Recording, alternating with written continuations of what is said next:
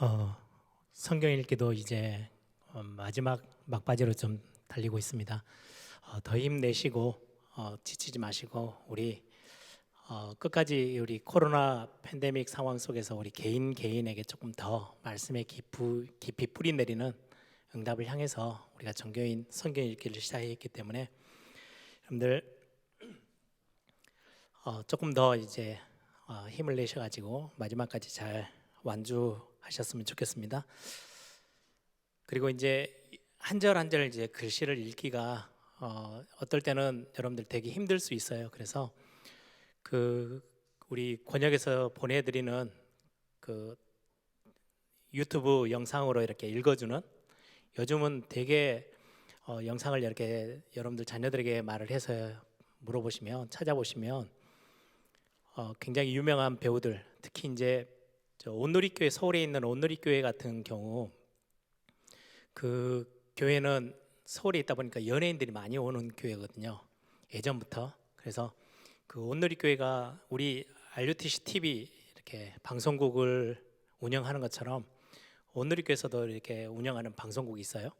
거기 보면은 굉장히 유명한 배우들이 성경을 그렇게 통독을 해서 계속 읽어주는 것들을 영상으로 올려놓습니다.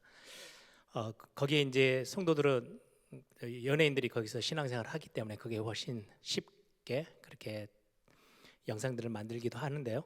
그래서 그런 것들을 활용하셔서 여러분들이 성경을 이렇게 읽어주고 여러분들 성경을 보시면서 하시면 훨씬 더 수월하게 성경 읽기를 같이 할 수 있습니다. 예전 같았으면은 뭐 종교인 성경 읽기 이렇게 하면 되게 힘든 과정일 건데 요즘 뭐 대신해서 읽어주는 성우들도 있고요. 막 그렇게 해서 여러분들이 끝까지 한번 잘 완주하시는 이번 기회가 됐으면 좋겠습니다.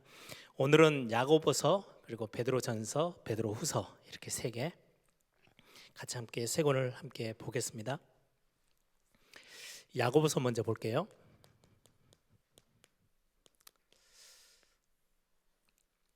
야고보서는 성경 이름 그대로 야고보라는 사람이 쓴 편지입니다. 야고보서 먼저 배경을 좀 보시면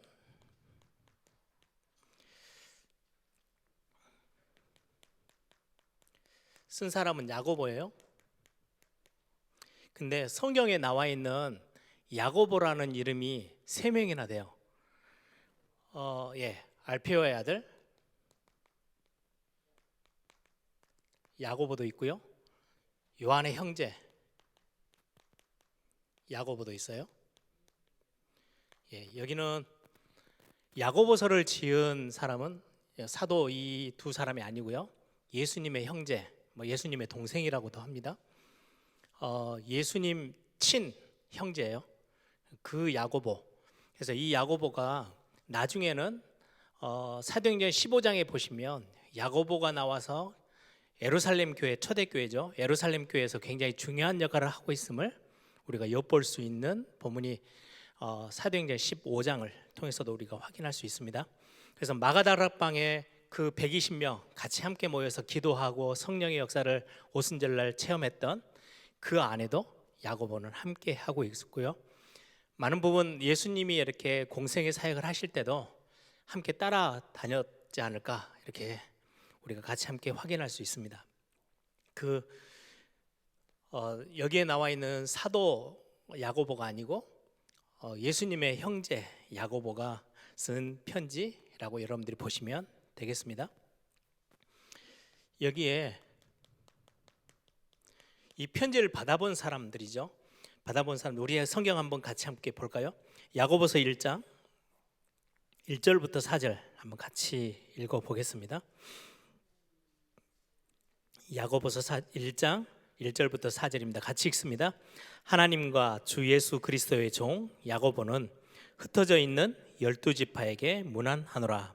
내 형제들아, 너희가 여러 가지 시험을 당하거든 온전히 기쁘게 여기라. 이는 너희 믿음의 시련이 인내를 만들어내는 줄 너희가 알미라. 인내를 온전히 이루라. 이는 너희로 온전하고 구비하여 조금도 부족함이 없게 하려 함이라. 여기에 보시면 1절에도 흩어져 있는 12지파, 흩어져 있다라고 말하면 그걸 여러분들 잘 아는 용어예요. 디아스포라. 흩어져서 이렇게 초대교회로 같이 마가다락방에서 은혜 받았던, 그리고는 교회가 형성되어졌다가 환란, 핍박 이런 것들 때문에 여러 도시로 흩어져서 있는 유대인. 그래서 유대인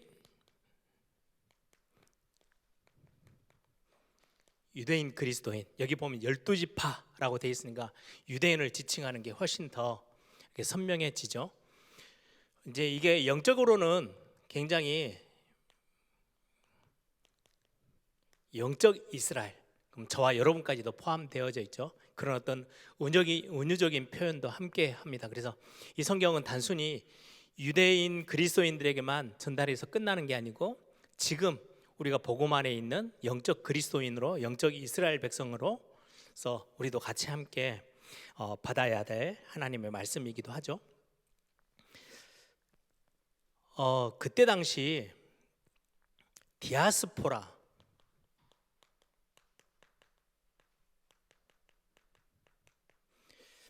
디아스포라라는 말은 교회 안에만 있는 단어는 아니에요. 예전에 바벨론 포로 시대 때부터 회당들이 여러 군데 이제 예루살렘이 아닌 다른 지역에 이스라엘 백성들이 흩어지면서, 유대인들이 흩어지면서 거기에서 나름대로 회당을 짓고 거기에서 이제 말씀을 묵상하고 랍비를 세워놓고 이제 이렇게 말씀을 전달하기도 하고 후대들을 양육하기도 하고 했던 그런 시스템들이 생겨났죠. 그때부터 흩어져서 사는 유대인들을 상징하는 단어가 디아스포라라는 단어입니다. 그래서 유대인의 굉장히 지도자들이 흩어져서 신앙, 나름대로 이렇게 유일신 하나님을 믿는 신앙생활을 하고 있는 신자들에게 편지를 보냈어요. 그걸 보고 디아스포라 편지라는 용어가 있어요. 그때 당시 굉장히 유행했던, 그래서 이 편지를 보내서 당신이 하나님이 택하신 선민으로, 백성으로 거기에서 정체성을 잊지 말고 살아야 돼, 뭐 이런 유의 편지들이겠죠. 그런 것처럼 교회가 세워지고 난 이후에도 이런 어떤 전통들을 잘 활용해서 디아스포라, 예수 믿는 그리스도인인데 핍박 때문에 또 이런저런 환경들 때문에 흩어져서 신앙생활을 하고 있는, 그리고는 야고보서의 2장에 보면 회당이라는 단어가 나와요. 2장 2절에도 보면 만일 너희 회당에 이렇게 되어 있는 거 보면 교회가 그 지역에 이렇게 든든하게 세워져 있지 않아서 교회라는 어떤 따로 공동체보다는 회당이라는 것을 활용해서 예수 믿는 사람들이 모이기도 하고 거기에서 이제 신앙생활을 이렇게 저렇게 하던, 그래서 야고보서는 사실 초대교회가 형성되어지고 나서 뭐 바울처럼 저 멀리 60년 주후 뭐 50년 60년 이때가 아니고요, 거의 40년 때 그때 초기에 쓰여진 성경이기도 합니다. 그래서 일반 유대인들이 쓰는 디아스포라 편지처럼 흩어져 있는 유대인 그리스도인들을 향해서 너희들의 정체성 잃지 않도록 그런 어떤 중요한 영적인, 그리고는 그들의 신앙생활에 대한 부분들을 건드려주는 굉장히 중요한 야고보라는 분이 쓴 편지죠.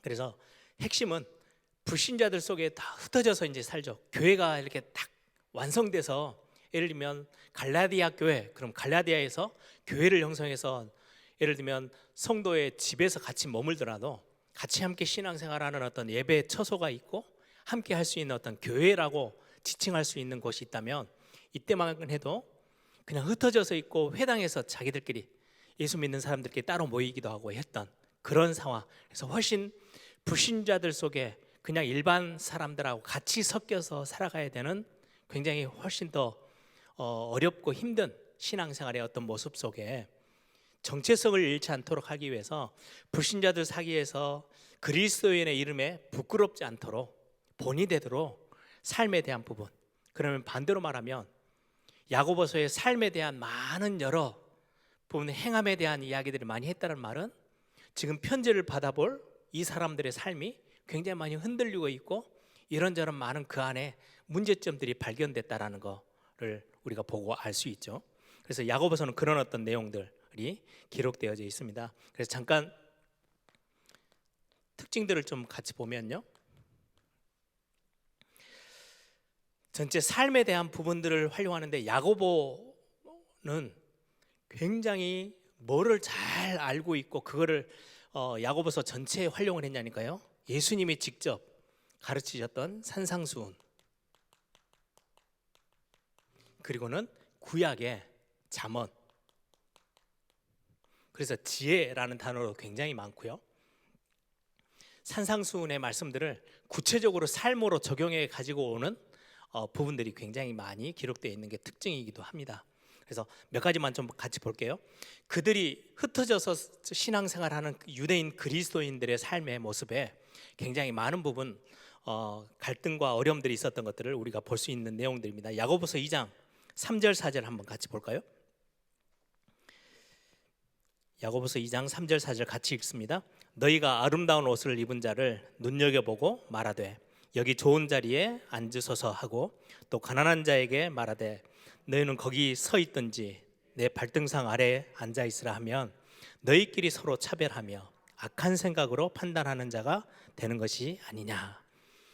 예배하러 왔는데 같이 함께 예수 믿는 사람들끼리 모였는데 굉장히 뭐 이렇게 귀부인처럼 다 멋지게 손가락 가락지도 끼우고 금가락지 끼우고 이렇게 다 멋지게 오면 좋은 자리로 내드리고, 좀 별로 이렇게 가치 없게 보이지는 사람은 그냥 아무렇게나 너 서 있든지 앉든지 너 마음대로 해, 뭐 이렇게 해서 좀 차별하는 그런 삶의 모습에 대한 굉장히 강한 어조로 차별, 그게 아니고 우리는 말씀대로 산상수훈에 하셨던 말씀대로 우리는 원수까지도 사랑해야 되는데 어떻게 우리가 성도들끼리 서로 사랑하고 살아야 되는지를 야고보서에 말씀하고 있습니다.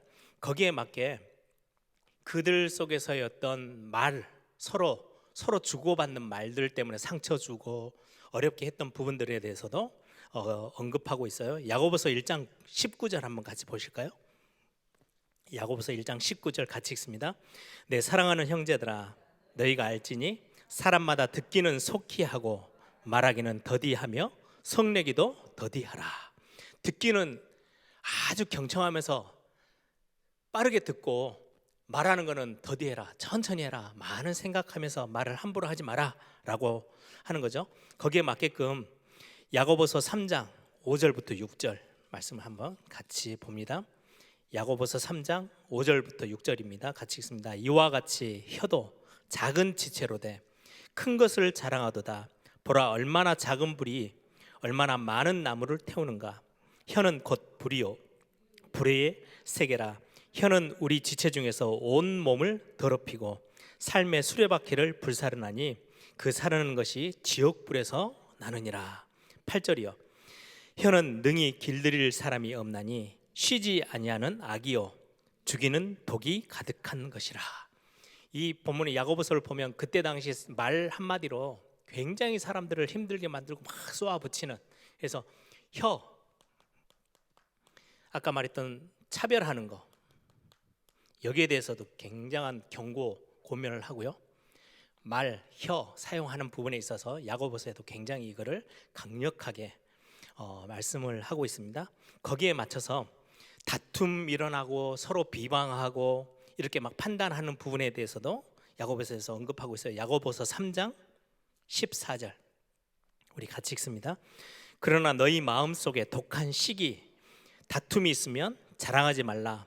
진리를 거슬러 거짓말하지 말라. 여기 보면 시기, 다툼, 거짓말 뭐 이런 것들이 지금 삶에 나타나고 있죠. 4장 1절 너희 중에 싸움이 어디로부터 다툼이 어디로부터 나느냐. 너희 지체 중에서 싸우는 정욕으로부터 나는 것이 아니냐. 이런 많은 싸움들, 그리고는 11절 12절 같이 함께 보면 4장 11절 12절입니다. 형제들아 서로 비방하지 말라. 형제를 비방하는 자나 형제를 판단하는 것 율법을 비방하고 율법을 판단하는 것이라. 내가 만일 율법을 판단하면 율법의 준행자가 아니요 재판관이로다. 입법자와 재판관은 오직 한 분이시니 능히 구원하기도 하시며 멸하기도 하시느니라. 너는 누구이기에 이웃을 판단하느냐. 예수님이 재판관이지 네가 어떻게 재판관이 될 수 있느냐. 그래서 사람을 판단하고 비방하고 그렇게 하지 말라라고 지금 굉장히 강력한 메시지를 주고 있어요. 또 야고보서 5장 1절 4절에도 보면 또 다른 문제예요. 굉장히 부를 축적한 사람에 대한 위험성을 말씀을 하고 있어요. 야고보서 5장 1절 같이 읽습니다. 들으라 부한 자들아 너희에게 이 말 고생으로 말미암아 울고 통곡하라. 4절이요. 보라 너희 밭에서 추수한 품꾼에게 주지 아니한 쌀이 소리 지르며 그 추수한 자의 우는 소리가 만군의 주의 귀에 들렸느니라. 불을 축적했는데 그 당시에 이제 갑자기 불을 축적한 사람이 있겠죠. 그 사람이 싹꾼들에게 싹도 주지 않고 이리저리 악한 행동들을 하는 걸 보고 굉장히 비방하고 그거에 대해서 지적하고 있는 말씀이기도 해요. 그래서 이런 어떤 야고보서는 그런 삶에 관한 부분들을 굉장히 많이 행함에 대한 부분들을 많이 언급하죠. 그러다 보니까 야고보서를 어떻게 보면은 우리 교회 안에서 굉장히 이건 아닌데 왜 행함을 이렇게 많이 강조하지? 라고 해요. 예를 들면 로마서와 갈라디아서는 행함으로는 구원받을 수 없어. 오직 믿음뿐이야. 믿음으로만 우리가 의롭다함을 받을 수 있어 라고 말하는데요, 여기에서는 뭐라고 하는지 한번 같이 보실래요? 진짜 믿음이 뭐냐라고 야고보서에는 언급하면서 야고보서 1장 25절입니다. 여러분들이 이 단어를 잘 이렇게 이해를 하셔야만 야고보서가 좀 이해가 좀 쉬워져요. 야고보서 1장 25절입니다. 자유롭게 하는 온전한 율법을 들여다보고 있는 자들은 듣고 잊어버리는 자가 아니요 실천하는 자니 이 사람은 그 행하는 일에 복을 받으리라. 2장 17절 같이 봅니다. 이와 같이 행함이 없는 믿음은 그 자체가 죽은 것이라. 행함이 없는 믿음이 죽은 거다라고 말을 하고 있고요. 거기에 언급해서 2장 21절 22절 같이 읽습니다. 우리 조상 아브라함이 그 아들 이삭을 제단에 바칠 때에 행함으로 의롭다 하심을 받은 것이 아니냐. 내가 보거니와 믿음이 그의 행함과 함께 일하고 행함으로 믿음이 온전하게 되었느니라. 어떤 느낌이냐니까요, 믿음이냐 행함이냐, 행해서 구원받냐 믿음으로 구원받냐, 이 싸움이 아니에요. 지금 로마서와 갈라디아에서 말하는, 바울이 말하는 그 믿음은 율법의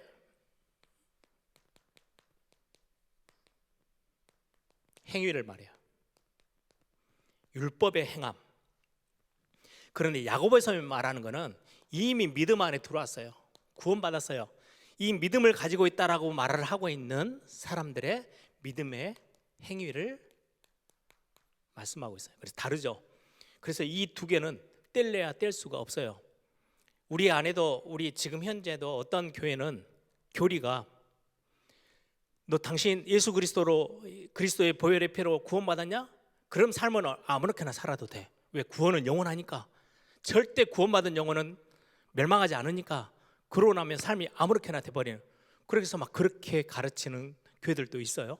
반대로 철저히 우리는 열심히 삶을 살아야만 구원받을 수 있어, 이렇게 또 말하는 교회들도 있어요.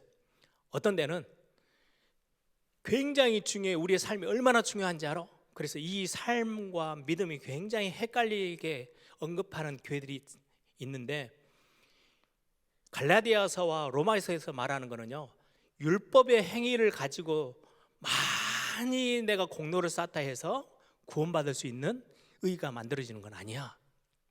그런데 지금 보세요. 이 배경에 많은 유대인들, 지금 믿음 가지고 있는 유대인들이 다 그리스도인들이 흩어져서 사는데, 믿는다 하면서 삶이 다 이상하고 싸우고 갈등하고 말로 사람을 죽이고 막 이렇게 하는 그런 상황에서는 그 믿음이 전혀 빛이 나지 않아요. 그래서 그 믿음은 뭘로 채워진다? 행위를 가지고 네 믿음이 진짜 믿음인지 가짜 믿음인지 드러나지 않냐? 지금 그거를 언급하고 있어요. 그래서 지금 야고보서에 말하는 거는요, 갈라디아 로마서하고 같이 이렇게 상충되는 게 아니고 같은 거를 지금 이야기를 해요. 그래서 우리 사람이 몸뚱아리가 있고 영혼이 있어요. 몸뚱아리가 얼마나 중요한지 알아? 그것도 틀린 말이에요. 영혼이 너무 중요해. 그것도 틀린 말이에요. 초창기 때, 초대교회 때 이단들이 그랬거든요. 영지주의자들은 우리의 영적인 게 얼마나 중요한데, 창세기 1장 27절 말씀처럼 하나님의 형상이 들어있는 그 영적인 거, 굉장히 중요해요. 육신은 아무렇게나 해도 돼. 그거는 틀린 이단이에요. 그래서 사람이 몸뚱아리하고 몸과 육체하고 영혼이 분리돼 버리면요 죽는 거예요. 그렇죠? 그런 것처럼 믿음과 행위는 뗄래야 뗄 수 없는 같이 함께 가는 거예요. 그래서 행함을 가지고 구원 얻는 건 아니에요. 믿음의 행위는 다른 이야기를 지금 야고보서에는 하고 있는 부분이죠. 그래서 이 부분들을 잘 구분을 지어야 될 필요가 있죠. 그래서 여기서 말하는 거는요, 아까 제가 야고보서 1장 2절에서부터 4절까지 읽었어요. 온전함. 우리가 하나님 앞에서 삶이 완벽해진다라는 게 아니고요, 온전한 삶은 믿음과 행위가 함께 붙어 있을 때, 우리가 불신자들이 볼 때도요, 우리는 믿음으로 구원받아요. 그런데 구원받은 하나님의 백성들이 세상 속에 살 때 우리의 삶은 굉장히 주는 영향력이 커요. 그 때문에 전도의 어떤 큰 문을 막기도 하고 열기도 하고 할 수 있을 만큼, 그래서 야고보서는 성경에서 어떻게 보면 굉장히 중요한, 우리가 놓치지 말아야 될 성경이기도 합니다. 오늘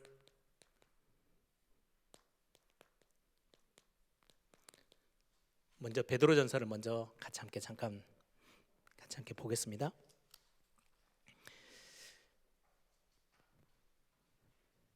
베드로전서는 우리 1장 1절 2절 같이 함께 잠깐 읽어봅니다. 베드로전서 1장 1절 2절, 바로 뒤에 있는 거니까 찾기 쉽죠. 같이 읽습니다.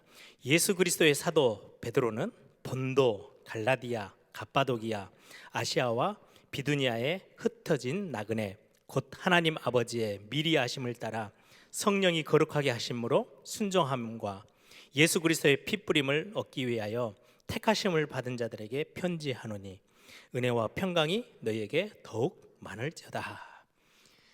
말 그대로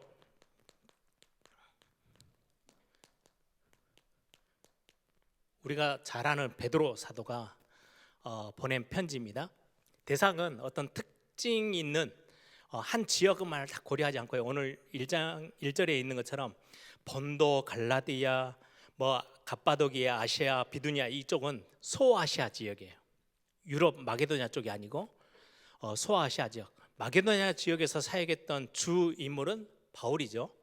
그래서 소아시아 쪽, 유대인들이 훨씬 더 많이 살고 있는 소아시아 지역을, 거기에 세워진 교회들을 향해서, 거기에 있는 성도들을 향해서 편지를 보낸 편지가 베드로전서 그리고 후서입니다. 특히 베드로는 여러분들이 알다시피 이거는 예수님이 지어준 별명이에요. 진짜 이름은 시몬입니다. 요한복음 21장에 이제 예수님 부인하고 저주하고 도망가죠. 그래가지고 나 살겠다 하고는 고기 잡으러 갔던 고향으로 내려간 베드로를 예수님이 찾아가서 부활하신 예수님이, 그리고는 베드로에게 묻습니다. 요한의 아들 시몬아, 네가 나를 사랑하느냐? 이제 그때는요, 옛날 이름, 예수님이 지어주기 전에 옛날 그냥 고기 잡고 아무 희망 없고 비전 없이 살던 그때 시몬이란 이름, 이게 베드로의 본명이에요. 요한의 아들 시몬. 베드로는 다른 단어로는요, 아람어로는 게바라는 단어예요. 이거는 아람어로 반석, 헬라어로는 베드로. 그래서 베드로는 반석이라는 별명입니다. 그래서 시몬이라는 이름, 그냥 그 자기 수준, 자기의 어떤 성격대로 살아가는, 막 격하고 막 다혈질이고 이런 성격으로 살아가는 게 아니고, 이 모습보다 예수님은 그것에 근거하지 않고 믿음으로 반석처럼 복음 안에서 세워져서 교회의 기둥이 되어지고 근간이 되어질 그런 이름으로 지어주셨죠. 그래서 반석이라는 이름으로 베드로라는 이름입니다. 그리고 이 베드로전서는 기록한 곳이 베드로전서 마지막 부분에 보면요, 바벨론이라고 나옵니다. 바벨론은 나라 바벨론을 이야기하는 건 아니에요. 베드로가 굉장히 무식한 어부, 우리는 이야기하는데요, 베드로전서 후서를 읽어보면 기가 막힌 구절들, 우리가 정말로 특별하게 잘 알고 고백하고 암송하는 구절들이 베드로전서 후서예요. 정말 많이 있어요. 우리가 말하는 12제자들, 그 주변에 70인 제자들 다 있었는데 주는 그리스도시요 살아계신 하나님의 아들이십니다 라고 신앙 고백한 사람도 베드로예요. 우리는 일자무식이라고 굉장히 이렇게 쉽게 보는데요, 안 그렇습니다. 베드로 전서 후서를 보시면 굉장히 탁월한 신앙의 고백들과 신앙의 중심들을 말씀으로 전달하는 게 나타납니다. 그리고는 요엘서 2장 28절 말씀을 끄집어내서 초대 이제 그 오순절 마가다락방에서의 성령의 역사가 일어난 뒤로 그 말씀이 그대로 지금 이곳에서 성취됐다는 것들도, 그래서 구약도 굉장히 많은 부분 잘 알고 그 말씀으로 성도들을 인도하는 것들을 보면 굉장히 뛰어나죠. 그리고 바벨론이라는 단어로 표현을 해요. 베드로전서에는 어디를 말하냐니까요, 로마를 말해요. 결국 바벨론 무너졌어요. 대단하게 큰 나라, 바벨론처럼 엄청나게 큰 나라지만 결국은 무너져 버릴, 하나님을 중심으로 두지 않으면 아무것도 아닌 것처럼, 눈에만 보이는 큰 바벨론인 것처럼 로마를 똑같이 취급해요. 굉장히 영적인 어떤 시각을 가지고 있는 사람이 베드로이죠. 그래서 이 지금 베드로전서는 베드로전서 후서를 바벨론, 로마에서 기록한 걸로 우리는 추정을 합니다. 베드로전서는 한 60년대 주후, 60년대 초, 62년 3년 이때쯤이고요. 주 64년은 여러분들이 잘 아는 연도예요. 네로 황제가 로마에다 불을 질러 놓고 이 불을 기독교인들이, 예수 믿는 사람들이 불냈다라고 해가지고 엄청나게 심한 박해를 하게 됐던 때가, 그래서 그 로마의 대화재가 일어났을 때가 64년입니다. 그러면 베드로 전서는 이 대화재가 일어나기 바로 전에 기록을 했고요. 베드로는 나중에 로마에서 잡혀서 순교합니다. 그 순교한 때가 언제냐니까요, 68년입니다. 그러면 베드로 후서는 거의 66년, 7년, 거의 순교당하기 얼마 전에 기록한 편지입니다. 그렇게 여러분들이 연도를 좀 보시면 내용을 정리하기가 훨씬 쉬울 거고요. 베드로전서의 어떤 부분들은 흩어져서 살고 있는, 말 그대로 이방인들,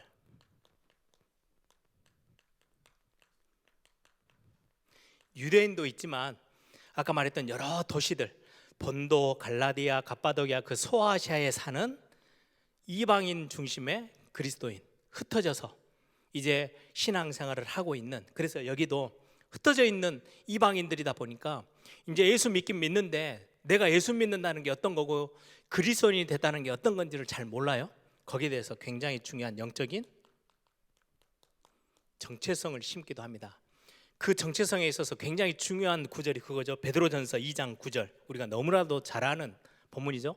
저와 여러분에게도 이 시대에 우리가 예수 믿는데 우리가 진짜 예수 믿는다는 게 뭐지? 내 신분 정체가 뭐지? 라고 했을 때 베드로전서 2장 9절을 활용하죠. 2장 9절을 한번 같이 읽습니다.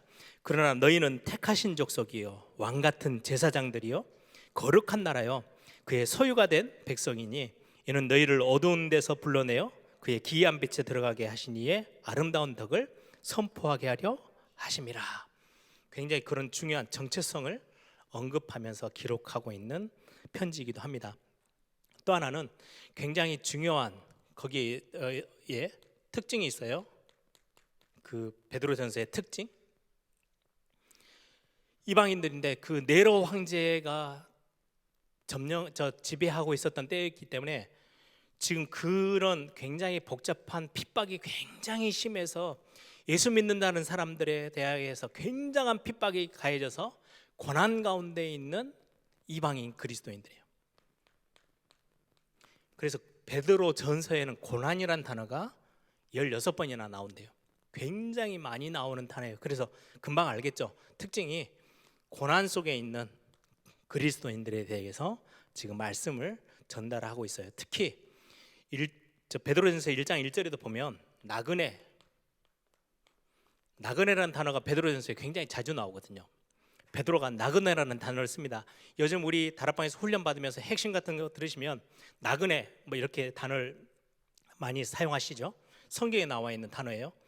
나그네는 왜 나그네라고 썼냐니까요, 이 땅에 우리가 이 땅에서 영원히 살고 가는 게 아니고 나그네 인생을 사는 거예요.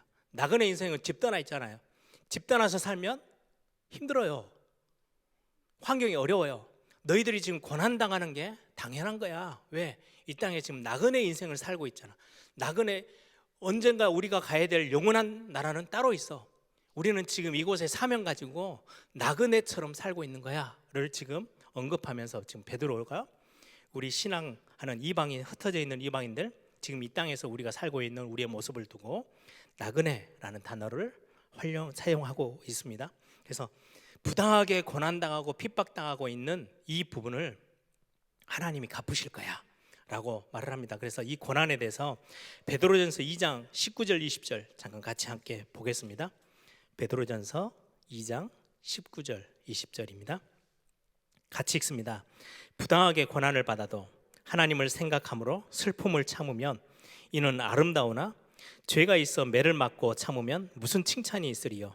그러나 선을 행함으로 고난을 받고 참으면 이는 하나님 앞에 아름다우니라. 하나님이 이거 기억하셔. 그리고 하나님이 갚아주실 거야 라고 말씀하면서 뭐라고 언급하냐니까요. 굉장히 이 부분에 있어서 하나님께서 갚으신다. 그래서 5장 10절입니다. 베드로전서 5장 10절 모든 은혜의 하나님 곧 그리스도 안에서 너희를 부르사 자기의 영원한 영광에 들어가게 하시니가 잠깐 고난을 당한 너희를 친히 온전하게 하시며 굳건하게 하시며 강하게 하시며 털을 경고케 하시리라 라고 말씀하고 있어요. 그래서 이런 부분에 있어서 잘 참고 끝까지 견뎌라 라고 말씀을 전달하고 있는 부분이 베드로 전서입니다. 베드로 후서는요 조금 달라요.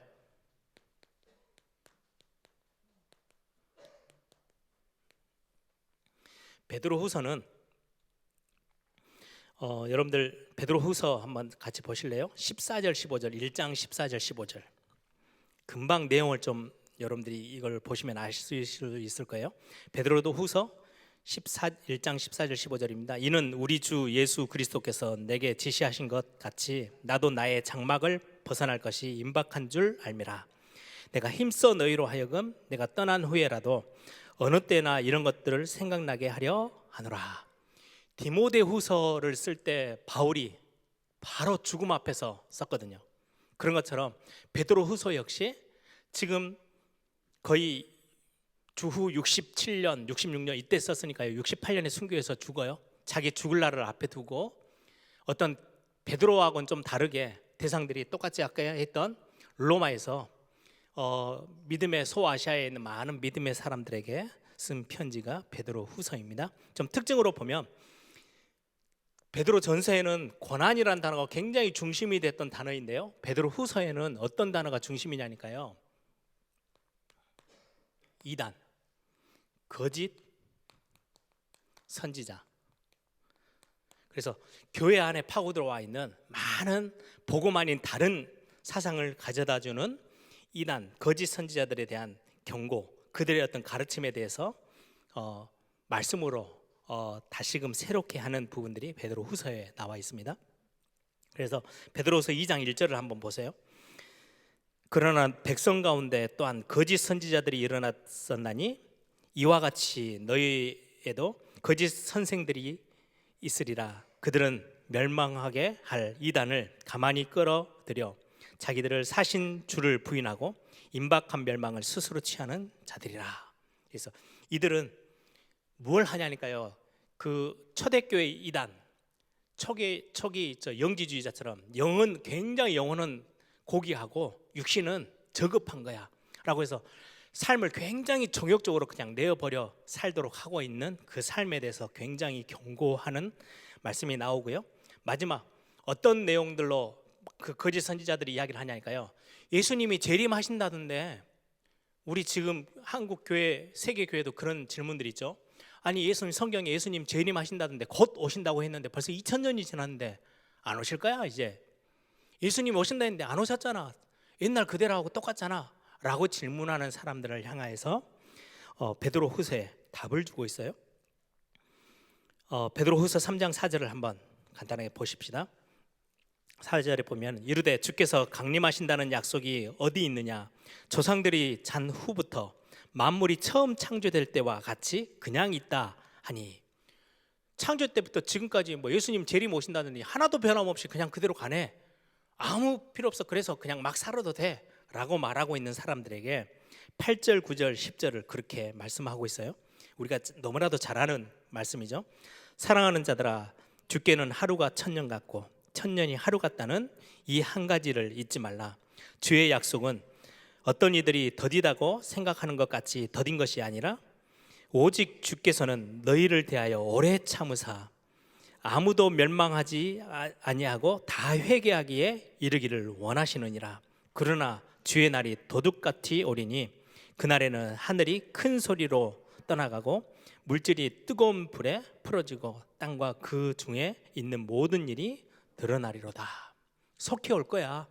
그런데 더디 오시는 이유가 있어. 너희들을 더 많이 구원하기 위해서.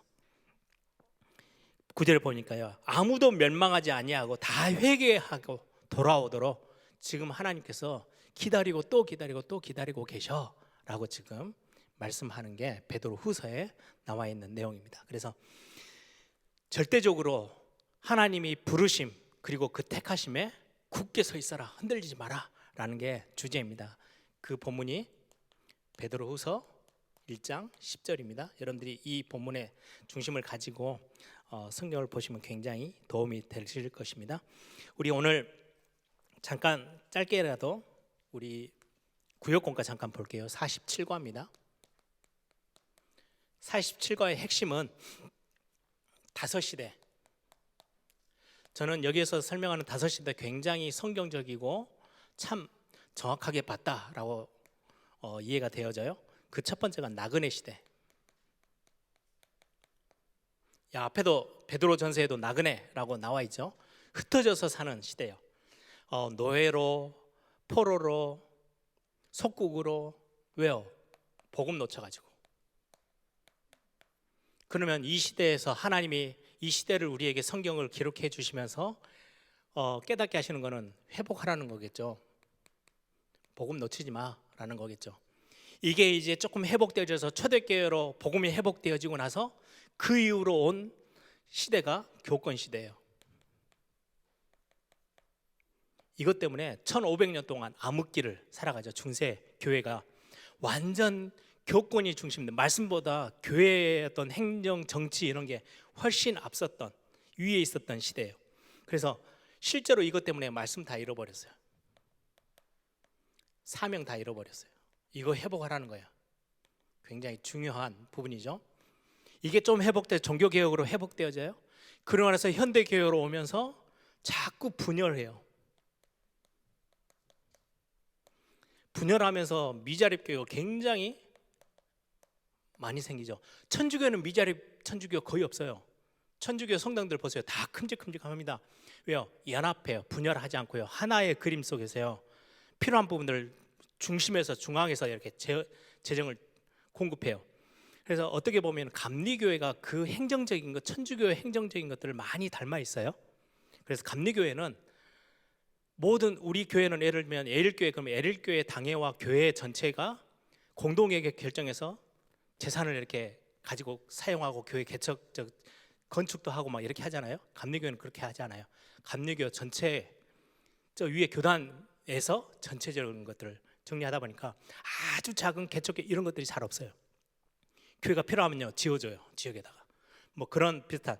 그런데 지금은 분열 시대.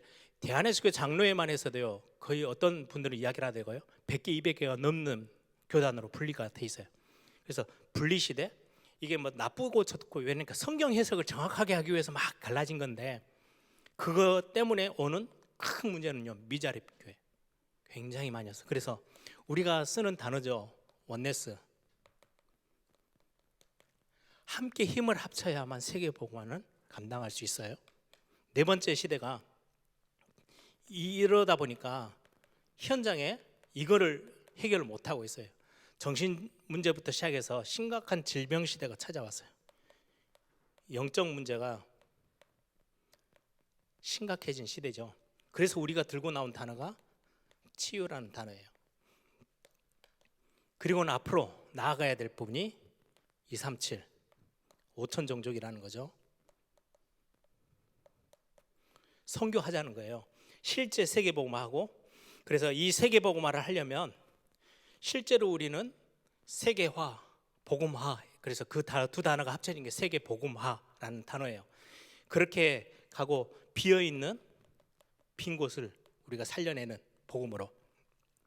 그래서 이런 부분들, 그러면 내 개인적으로 우리 교회적으로 어떤 빈 곳을 살릴 것인지, 그래서 산업인은 산업인대로, 중직자는 중직자대로, 부모는 부모대로 다음 세대에 커오고 있는 우리 렘넌트들은 문화와 또 다른 현장을 향하여서 빈 곳들을 살려내는 그런 어떤 비전들을 우리가 가지게 되겠죠. 그래서 이 5 시대를 조금 이렇게 풀어서 설명해 주신다면 우리 사역자들이 굉장히 여기에서 이제 우리 교회가 지금 미션을, 왜 이런 미션을 갖고 있는지, 나의 복음, 나의 전도, 나의 선교, 나의 다음 세대의 후대, 그리고 나의 실제 교회, 뭐 이런 부분들이 왜 필요한지가 조금 설명되어지겠죠. 여러분들 그런 부분들을 실제 우리 개인, 교회, 또 우리 가정을 향해서 이런 시대를 두고 우리가 어떤 것들을 회복하고 놓치지 말아야 되는지가 좀 설명되는 시간들로 활용하시면 좋은, 우리 또 구역에서 같이 함께 포럼하는 시간들이 되지 않을까 싶습니다. 오늘 함께 말씀 같이 함께 성경을 보면서 확인했는데요.